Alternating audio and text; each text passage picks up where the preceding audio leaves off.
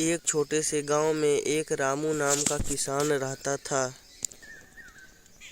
उसके पास थोड़ी सी जमीन थी और वही उसकी दुनिया थी।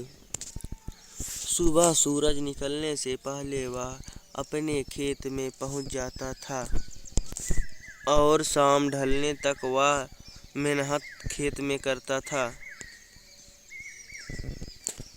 एक साल गांव में बहुत ही भयंकर सूखा पड़ा।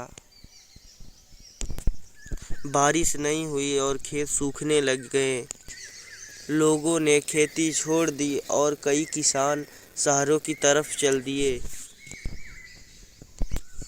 लेकिन रामू ने हार नहीं मानी। लोग उसे समझाते कि रामू अब खेत में कुछ नहीं होगा, खेत बंजर हो गए हैं।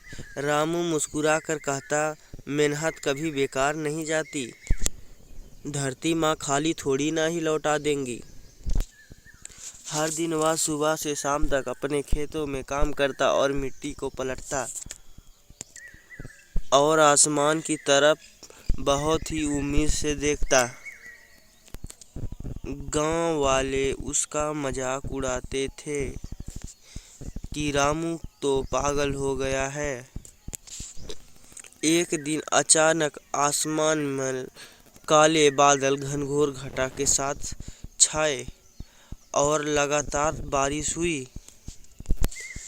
जिस खेत को लोग छोड़कर जा चुके थे वहां पर खूब सारा पानी इकट्ठा हो गया। लेकिन रामू का खेत तैयार था। उसके खेत की मिट्टी बिल्कुल नरम थी और खेत बीज बोने लायक हो चुके थे। और रामू ने तुरंत ही उसमें बीज बो दिए और खेत कुछ ही दिन में हरा भरा दिखाई पड़ने लगा। और बाकी किसान के खेत खाली पड़े थे क्योंकि उन्हों लोगों ने अपने खेत में मेहनत करना छोड़ दिया था। फसल पकने पर गांव वाले उसके घर पर आए और कहते कि तुम सही कहते थे, रामू के घर में खुशियों का माहौल बन चुका था।